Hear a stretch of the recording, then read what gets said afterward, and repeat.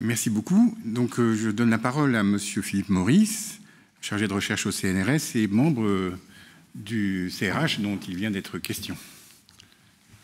Merci.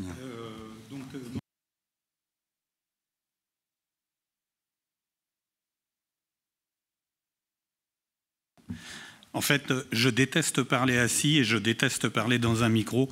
Normalement, je me mets debout et je crie très très fort. Mais vu que tout le monde est resté assis, je vais en faire autant. Alors, est-ce que vous m'entendez au fond de la salle? Bon, donc c'est ce que je demande aussi à chaque fois. Donc mon intervention ne sera pas du tout académique, elle est plutôt empirique. Et je ne vais pas vous parler de Robert Badinter. Je vais vous parler d'un sujet qui l'intéressait un petit peu, à savoir la peine de mort, et qui m'intéresse aussi, moi. Je vous signale d'ailleurs que l'an prochain, du 30 juin au 2 juillet, l'association Ensemble contre la peine de mort chapeautera le congrès pour l'abolition universelle de la peine de mort qui se tiendra à Paris. Donc, je vous le dis parce que la peine de mort existe toujours un petit peu partout dans le monde. Et donc, voilà. Il y a 45 ans, il y aura 45 ans dans 21 jours, je viens juste de m'en rendre compte, je suis en plein anniversaire, j'ai été condamné à mort à la suite d'une fusillade avec des policiers, au cours de laquelle j'ai tué un policier. Voilà. Alors, souvent, il est arrivé, depuis 45 ans, tant en prison avec des détenus que dehors, des journalistes ou des curieux ou des amis, de me demander, de me poser une question bête, je dis ça gentiment. Quel effet ça fait d'être condamné à mort? Aucun effet. En fait, j'en avais rien à faire d'être condamné à mort. Ça ne me concernait pas. Je vous donne mon avis à moi, mon vécu à moi. Tous les condamnés à mort ne réagissent sans doute pas de la même façon. Mais moi, ça ne me concernait pas du tout, ma condamnation à mort. J'en avais rien à faire. Et je pensais qu'à une chose, de toute manière, c'était m'évader. Et puis sinon, c'est pas moi le condamné à mort que ça concerne. C'était les partisans de la peine de mort. C'était les opposants à la peine de mort. C'était les juges, les jurés, le bourreau à venir, ma famille, ma mère, ma grand-mère, ma tante. Mais moi, je m'en fichais complètement. La vie d'un condamné à mort, elle lui échappe complètement. Moi, elle m'avait déjà échappé. J'avais été condamné à 5 ans de prison pour 15 000 francs de fausse monnaie. Je me suis mis en rupture de ban et en prison, on m'avait frappé, les gardiens, jamais les détenus, on m'avait frappé, on m'avait humilié et j'avais décidé que je ne retournerais jamais en prison, que je me ferais tuer plutôt que d'aller en prison. Et bon, j'ai pas été tué.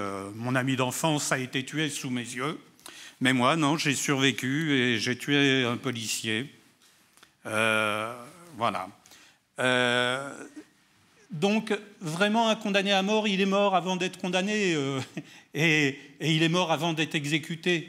Et j'aime beaucoup Dostoïevski qui, dans le souvenir de la maison des morts, explique qu'il n'est pas utile d'exécuter un condamné à mort car il est déjà mort. Et Dostoïevski savait de quoi il parlait, puisqu'il a été condamné à mort, et il a reçu la grâce du tsar alors qu'il était sur l'échafaud avec ses compagnons, et il allait être exécuté. Donc on l'a gracié vraiment au dernier moment.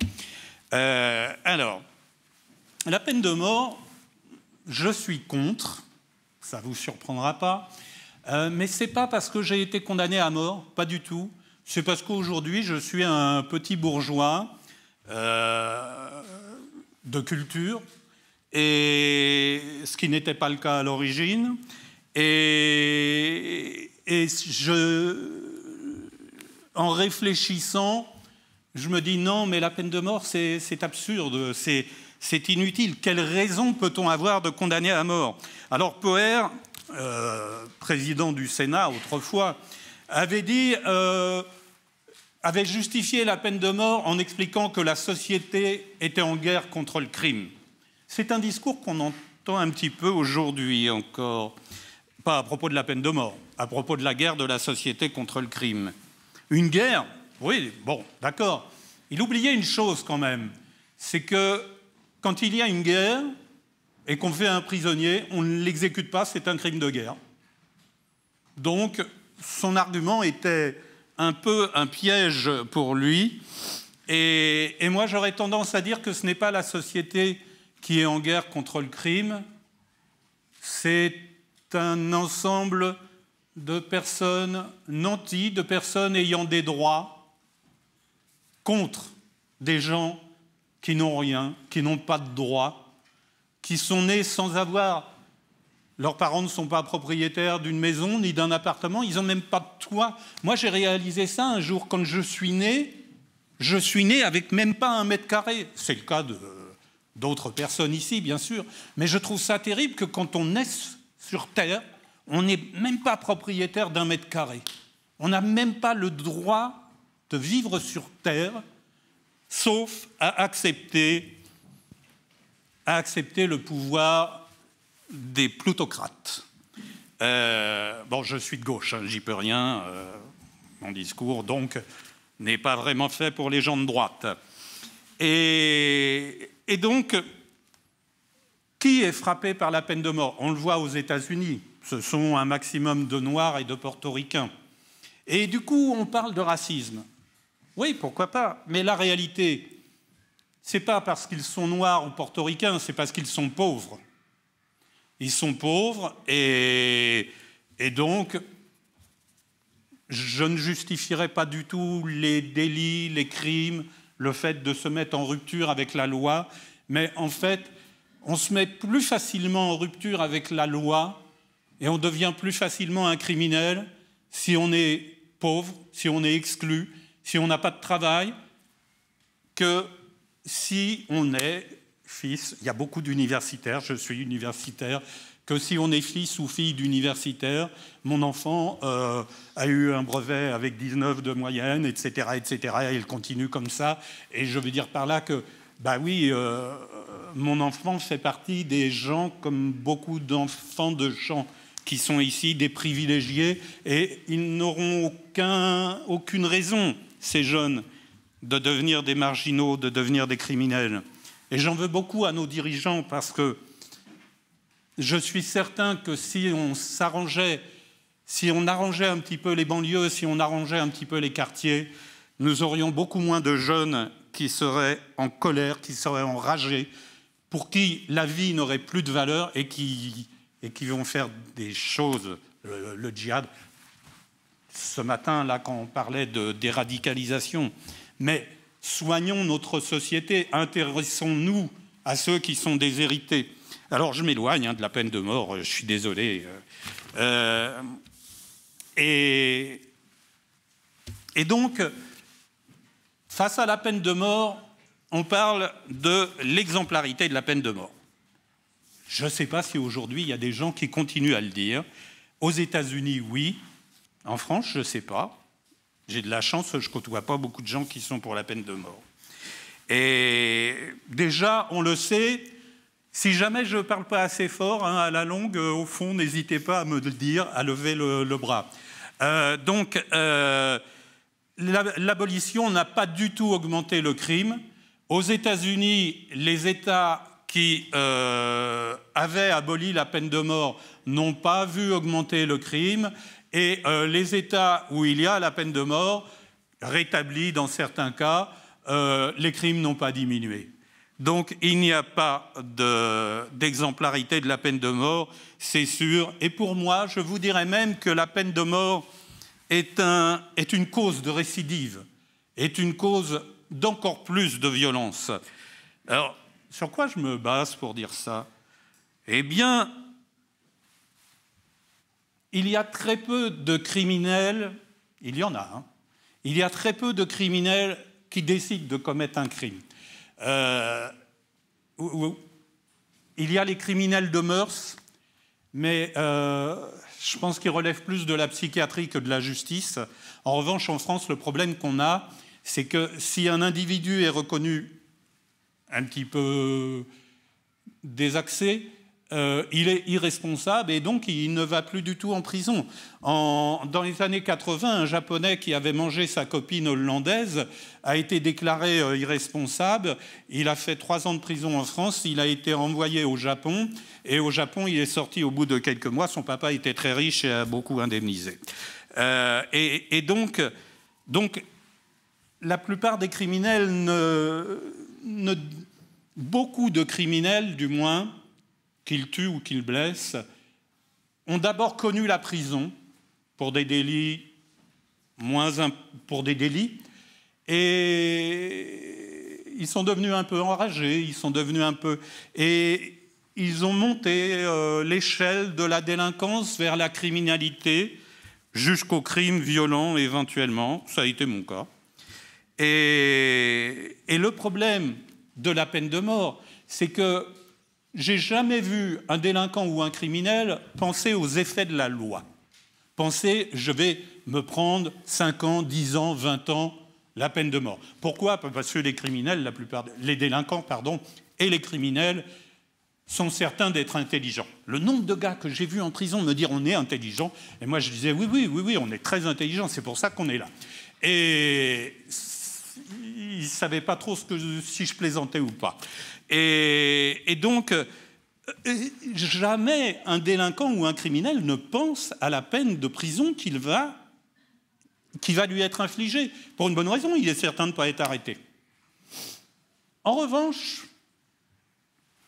la peine de mort existant, un homme peut tuer par accident dans un hold-up, Alors, vous allez être choqués quand je dis par accident, c'est que le gars ne veut pas tuer quelqu'un, il se livre à un hold-up, il est armé, ça tourne mal et il tue quelqu'un.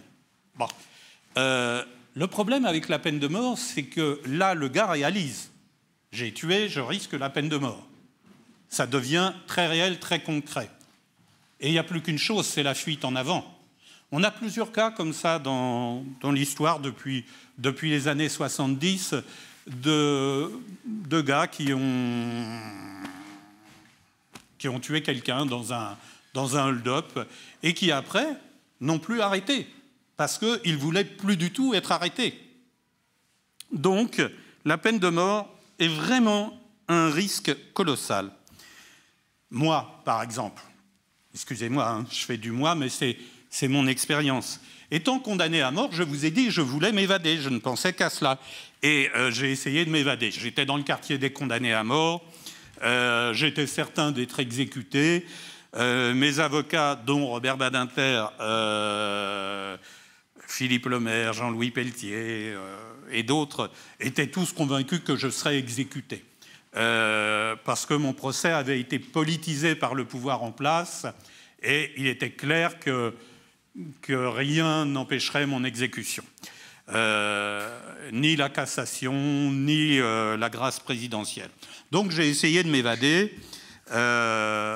Manque de chance, un gardien, j'avais une arme, une avocate m'avait remis une arme, et donc un gardien m'a sauté dessus, je lui ai tiré dessus, il n'est pas mort, mais il a été blessé. Et un jour, en sortant d'un plateau télé, j'avais parlé avec un chef d'un service, je ne sais plus si c'est Antigone, Berry ou autre, et il m'avait dit, dans une fusillade, on ne sait jamais si on va tuer quelqu'un ou pas. On tire et on ne sait jamais. Et là, le gardien a été blessé, j'allais dire heureusement, pas heureusement qu'il a été blessé, heureusement qu'il n'a été que blessé et non pas tué. Mais il aurait pu être tué. Je n'ai pas visé, je n'ai pas cherché, j'essayais de survivre face à la guillotine. Voilà.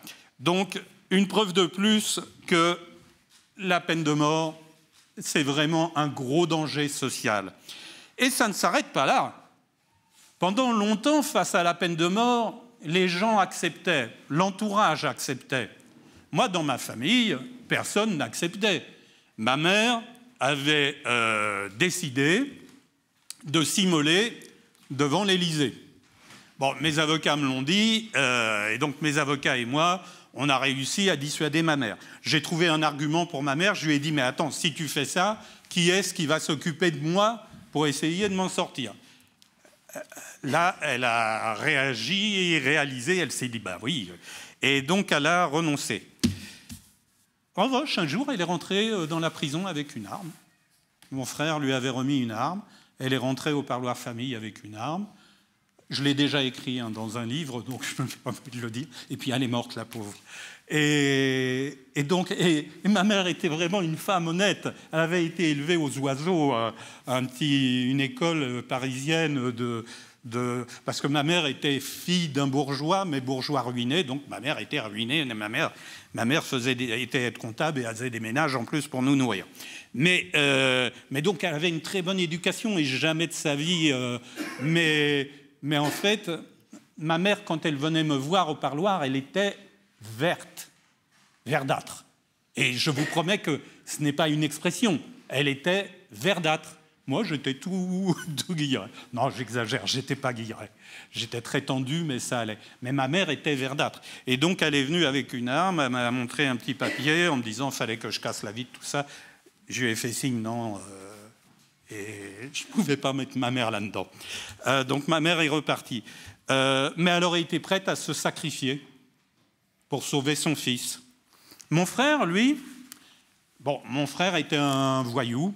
Alors quand je dis un voyou, c'est, je ne sais pas si...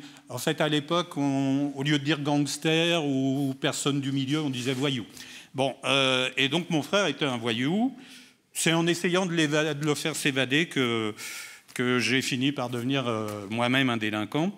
Et il était en cavale quand j'étais condamné à mort, donc en fuite, il était recherché. Et quand ma tentative d'évasion a échoué, il a donné une interview à Paris Match, avec une photo de lui armé, et il a dit, si vous tuez, je ne sais plus comment, mais il a dit, si vous tuez mon frère, moi je descendrai dans la rue, et vous allez voir. Vous voyez, la peine de mort, ça mène à ça.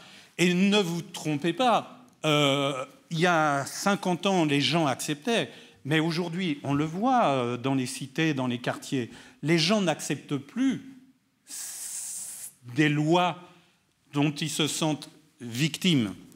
Et donc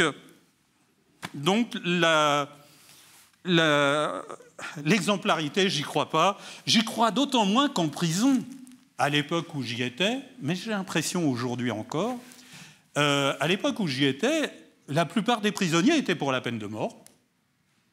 Les délinquants de mœurs, donc délinquants sexuels, ou le gars qui avait tué sa femme, tout ça, ils étaient pour la peine de mort pour les voyous, pas pour eux. Hein.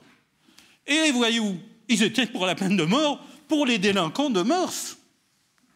Et c'est vrai que c'est dur quand on pense à un enfant qui s'est fait massacrer. C'est dur de ne pas être pour la peine de mort. C'est vrai. On a envie de vengeance. Et en fait, c'est une des raisons qui fait que les gens sont pour la peine de mort aussi, la vengeance. Mais attention, justement, la vengeance, c'est un peu ce que je disais avant. Faites attention, il y a des gens qui ne sont pas d'accord. Je parlais de mon frère, mais je vais vous parler de quelqu'un d'autre. Un homme remarquable que j'ai rencontré au premier congrès pour l'abolition de la peine de mort à Strasbourg, le fils des époux Rosenberg. Et le fils des époux Rosenberg parle et il explique qu'il était pour la peine de mort. Il était vraiment pour la peine de mort. Et moi, alors c'était traduit, hein, il ne parlait pas le français, et moi je ne parle pas l'anglais. Et je me disais, mais c'est quoi, qu'est-ce que c'est ce truc-là? Et il disait, oui, j'ai rêvé pendant des années et des années, alors je ne sais pas, ce n'est pas du in texto, hein, j'ai rêvé pendant des années que l'on exécute les gens qui avaient exécuté mes parents. Et oui, c'est aussi ça, un des effets de la peine de mort. Et donc, Pour continuer un peu, j'espère que je vais choquer personne par mon parallèle, mais la décapitation de Samuel Paty, quand je dis de choquer personne, c'est que vous allez vous dire comment il ose faire un tel parallèle. La décapitation de Samuel Paty, comme beaucoup de Français, et moi, ce n'est pas le fait d'entendre les médias nous ressasser ça, mais comme beaucoup de Français, ça m'a choqué à 2 titres. Un, il a été décapité, ce qui devait m'arriver à moi. 2, c'était un prof, et je suis un petit peu prof aussi. Et donc ça touche. Et si j'en parle, pourquoi j'en parle? Parce que je pense qu'il n'y a personne dans la salle qui pourrait penser dans sa tête que le fait qu'il ait été décapité vivant est abject, odieux. C'est ignoble. Oui, mais c'est ce que faisait la justice en France. On découpait des hommes vivants. Et parfois, on découpait des innocents en le sachant. Tout à l'heure, quelqu'un, pardon, je ne sais plus qui, parlait en parlant de Badinter, parlait de Buffet Bontemps, en disant que c'était des criminels. Oui, puisqu'ils étaient en prison. Oui, parce que Buffet a tué. Bontemps n'a pas tué. Bontemps est un homme qui a été condamné à mort et exécuté sans avoir tué. Donc, on tue aussi des gens. Il n'était pas innocent. Il était dans la prise d'otage. Mais théoriquement, on ne tue que quand la condamnation à mort s'appliquait pour les homicides volontaires avec préméditation, sans circonstances atténuantes. Alors, dans les faits, pourquoi est-ce que je suis contre la peine de mort? Et là, je suis gêné, et j'espère ne pas gêner, ne pas choquer, parce que ça va sortir de ma bouche, et vous allez vous dire, mais enfin, il a tué quelqu'un dans sa vie il y a 46 ans. Si je suis contre la peine de mort, c'est parce que pour moi, la vie est sacrée. Et je suis désolé, vu mon passé, de le dire, mais pour moi, la vie est sacrée. Et je sais une chose, c'est qu'on peut toujours avoir une bonne raison de vouloir tuer quelqu'un. On peut toujours avoir une bonne raison de condamner à mort quelqu'un. Mais ce n'est pas parce qu'on a une bonne raison qu'il faut le faire. Sinon, d'ailleurs, dans Paris, les automobilistes, ils vont tous s'entretuer. Et puis, les bonnes raisons. Si vous êtes saoudien ou iranien, vous risquez la peine de mort pour adultère, pour blasphème, pour drogue. Moi, j'ai de la chance, j'ai jamais été adultère et je me drogue pas du tout. Le blasphème, ça y est, je suis condamnable à mort. En Chine, en Indonésie, on condamne pour la drogue. En Chine, on condamne pour fraude fiscale. Et on exécute. Quand je dis on condamne, c'est qu'on exécute derrière. Et dans certains pays, on exécute pour trahison. Alors, j'ai bien dit en Chine, pour fraude fiscale. Eh bien, ceux qui veulent rétablir la peine de mort en France, moi je suis d'accord, il faut la rétablir pour fraude fiscale. Je pense que plus personne ne va vouloir qu'on rétablisse la peine de mort en France. Mais ce que je veux dire par là, derrière cette ironie, c'est qu'il n'y a aucune justification, vraiment aucune justification de tuer un homme, même si ça arrive. Et quand on dit oui, mais le criminel, il a tué quelqu'un, oui, eh bien, il y a la prison. Et franchement, j'avais dit que je ne parlerais pas de Robert Badinter, sauf peut-être une petite anecdote, mais je vais en dire une autre anecdote, parce que j'aurai peut-être pas le temps de la deuxième. Je me souviens de Robert Badinter me disant qu'il avait honte quand il était à l'étranger, dans des pays où il n'y avait pas la peine de mort, et où on lui disait « mais dans votre pays, il y a toujours la peine de mort ». Il avait honte. Et c'est vrai que, franchement, moi, quand je vois aux États-Unis des gens qui sautent en l'air devant une prison parce qu'on est en train d'exécuter un homme, mais enfin, je me dis, mais ils sont malades ou quoi? Je comprends les victimes. Je comprends. Moi, si demain on tue quelqu'un que j'aime, j'aurais peut-être envie qu'on tue la personne. Mais non, non, non, il ne faut pas. Et donc, d'autant plus que, je le disais, il y a la prison, il y a la peine perpétuelle. Et alors, je suis contre la peine perpétuelle. Mais l'avantage de la peine perpétuelle, c'est que la société ne se souille pas.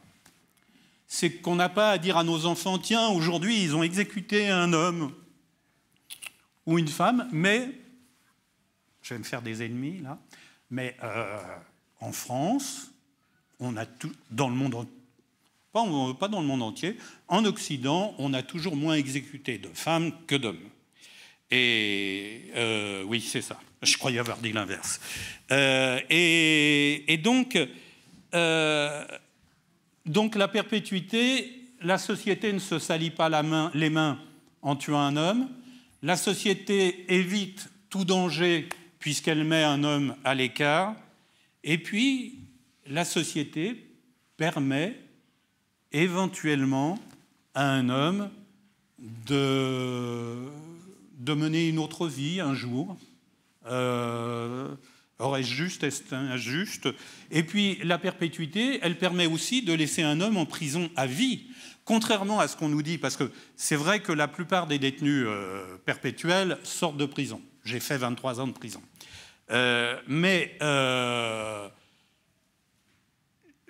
Georges Ibrahim Abdallah, chrétien libanais, qui a exécuté à Paris, enfin je crois que c'est à Paris en France, un agent du Mossad et un agent américain sous couverture diplomatique, a été condamné à perpétuité et il est resté 40 ans de sa vie en prison. Lucien Léger, qui autrefois avait tué un enfant, est resté en prison plus de 30 ans. Et en fait, un perpétuité, si on veut, vraiment si on veut, on ne le libère jamais. Les deux cas que je viens de vous donner, c'est qu'à un moment donné, la justice s'est dit, bon, peut-être que... Et donc, ces deux garçons ont été libérés. Mais si la justice avait voulu, si la politique avait voulu, ces gens-là ne seraient jamais sortis. Moi, j'étais très mal vu, par l'administration pénitentiaire, par la justice, par un peu tout le monde, quoi. Et j'ai eu la chance, d'être bien entouré, d'être dans une prison à la fin, quand j'ai été libéré, où le directeur de la prison, la juge de l'application des peines, le procureur, tout, se disait, bon, il n'a plus grand-chose à faire en prison... Et puis des universitaires avaient fait une pétition en expliquant que je serais plus utile dehors que dedans. Ils étaient gentils. Hein. Mais bon. Mais si je n'avais pas été libéré à ce moment-là, c'était la gauche qui était au pouvoir et c'était Elisabeth Guigou, qui était ministre de la Justice. Si je n'avais pas été libéré à ce moment-là, j'aurais pas été libéré sous Sarkozy, j'aurais pas été libéré... en fait, je serais peut-être encore en prison. Bon. Et alors, ça serait pas un drame, sauf pour moi. Voilà. Sinon, je voulais dire, donc, il y a la perpétuité, mais je ne suis pas vraiment favorable à la perpétuité, et je suis pas du tout favorable non plus à la prison, mais tout en réfléchissant, je n'ai jamais trouvé une autre solution que la prison, je reconnais. Sauf dans plein de cas. Il y a plein de jeunes, on devrait les mettre sous surveillance d'éducateurs qui les amèneraient, qui les conduiraient à l'école, qui iraient les rechercher à l'école, mais ça demande un budget. Et c'est ça un des problèmes. C'est que les éducateurs aujourd'hui en France ont en moyenne une centaine de dossiers par personne. Moi, quand je suis sorti en liberté conditionnelle, j'avais un éducateur, un travailleur social, Il avait 112 dossiers, 114, je ne sais plus. Et quand j'y allais, vu que je suis très bavard, pendant 1h30 à peu près, je lui tenais la jambe à refaire le monde. Et après, je me disais, mais comment il fait avec les 100 et quelques autres qui posent des problèmes? Parce que moi, personne ne s'inquiétait de mon devenir. Je n'étais pas du tout un risque. Alors, l'anecdote que je voulais vous raconter sur Robert Badinter, j'arrive presque à la demi-heure, je suis désolé. En fait, j'étais donc dans le quartier des condamnés à mort, j'étais enchaîné les pieds et les mains, jour et nuit, et donc un peu sanguignolant, parce que dans ces cas-là, on saigne un petit peu de partout. Enfin, bon, bref. Et je me souviens de la tête de Robert Badinter me voyant arriver comme ça, homme très droit, très stoïque, et il n'a pas bronché, mais j'ai vu dans ses yeux qu'il y avait quand même un truc. Et je comprends pourquoi aujourd'hui, parce que je suis allé dans une prison de jeunes de 15 à 18 ans. C'est horrible de voir des jeunes comme ça. Moi, j'avais 23 ans, je ne sais plus. Bon, bref. Mais ce n'est pas ça, l'anecdote. L'anecdote, c'est que Robert Badinter, quand il venait me voir, il arrivait avec une boîte de petits cigarillos. Il la posait sur la table, donc on était chacun d'un côté. Et je ne fumais pas. Mais je fumais les cigarillos. Et donc, je risquais pas de mourir d'un cancer des poumons à l'époque. On pensait que je mourrais autrement. Donc, je me suis mis un peu à fumer comme ça. Et en parlant, que ça soit moi ou lui, les cigares et les cigarillos ont la fâcheuse tendance à s'éteindre. Et en fait, j'étais assis, je fumais, et avant même que je me rende compte que mon cigarillo était éteint, Robert Badinter s'en rendait compte, prenait le briquet et allumait mon cigare. Cet homme très grand bourgeois, grand intellectuel, moi, Titi Parvien, grandi en banlieue, titulaire d'un CAP d'être comptable, petit délinquant devenu criminel, eh bien, il sautait comme ça pour allumer le cigare. Et quand il faisait ça, c'était vraiment gratuit, vu qu'on était certain que je serais exécuté. Bon, aujourd'hui, je peux le raconter. Et je pense que c'était un des petits signes d'une profonde humanité, d'une profonde attention portée à ce petit gars qui n'était rien du tout, à savoir moi. Voilà, c'est tout ce que je voulais vous dire. Et désolé, j'ai pris 2 minutes.